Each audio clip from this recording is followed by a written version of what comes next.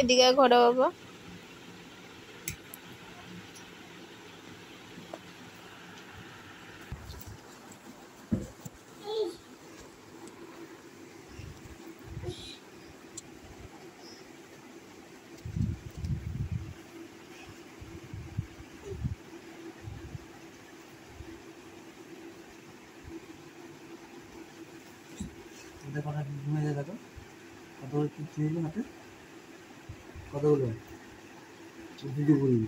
আমরা দেখো জিজি বললো